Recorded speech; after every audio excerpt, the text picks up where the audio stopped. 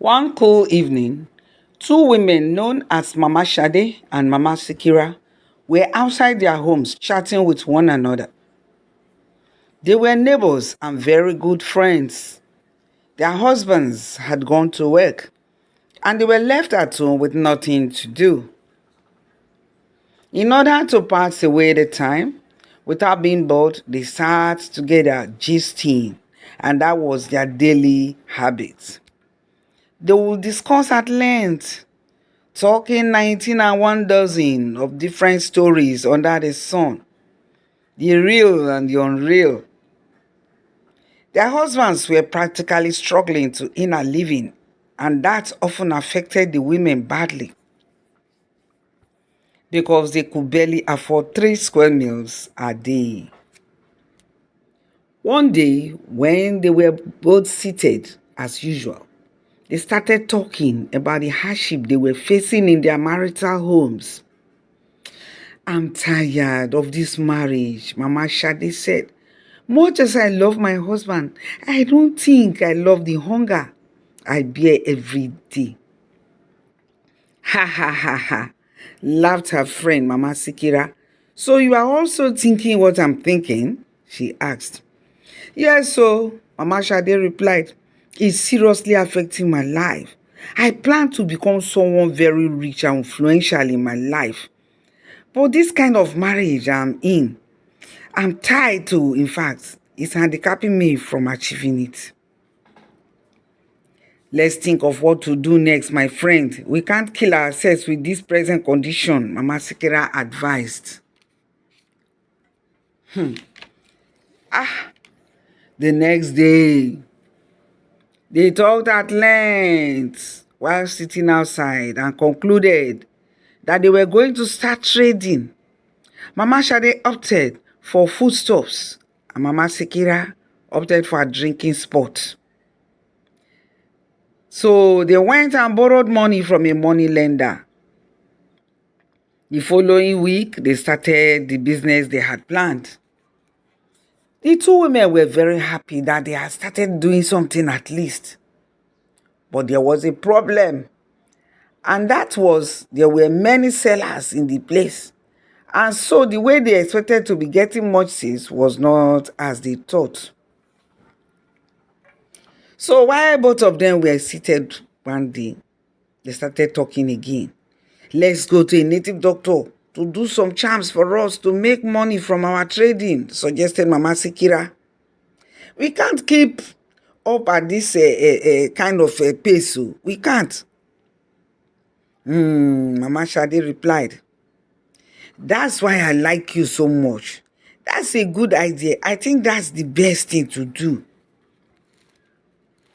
The next day, without telling anyone, the two friends set out to see a native doctor in another village entirely to keep their plans a secret from anyone from hearing it. The native doctor they met told them that for them to be very rich and successful as they wanted, they will have to choose from 3 things he was going to tell them. Eagerly, the women waited, and the native doctor started to list them. 1, you have to choose from these 3 things, my children. You must choose from these 3 things. One of it you must choose. Each of you must choose one. While they listened, the native doctor started to talk. 1, to be rich, you'll have to bring the hair on your head at the front part of your head to be used for the charm. And when you bring it from that day, no hair will ever grow in front of your head again. 2, you will have to have a sore on your leg, a tiny sore that will never heal. So as long as you are making the wealth, that sore will never heal. Then the 3rd one, he said, I will bring a fowl and put it in your front. I will bring seeds of corn and drop it there. Many. So as many as the fowl eats is what the number of life you are going to live. If the fowl eats 30, you will live for more 30 years. If he eats 1, you will live for just 1 year. And if he eats 5, you will live for just 5 years. So, after much thought, Mama Shade thought it, she cannot want that of fowl because she will not want to die untimely. She want to live and enjoy her wealth. The same thing with Mama Sikira, they thought. So, Mama Shade preferred that of the hair at the front of her head to be used for the ritual, and that was what she chose. Mama Sikira opted for the one of saw in her leg. And so the native doctor prepared the charm for them and they went back home. Within a few years, the two women had progressed very well. Their businesses were moving, the drinking spot was moving, the foodstuff business was moving. And from the proceeds, they built houses of their own and bought cars. They were now very wealthy and influential and well respected in the community. One day, something strange happened. Mama Shade's child was playing with Mama Sikira's child outside. The two were provoked into fighting. As they were fighting, the two friends tried to settle them. They came, people were around, they tried to settle the problem between the two children. But there was no way that was possible. At the end of the day, the two friends saw that this my child is being marginalized, this one is being marginalized. They started to fight. Finally, the whole thing led to the two friends having a big quarrel, an exchange of words. "Stupid woman," shouted Mama Sikira. "Look at you, you are a very stupid woman." Mama Shade looked at her. "Yes," Mama Sikira said, "I am saying you are a very stupid woman.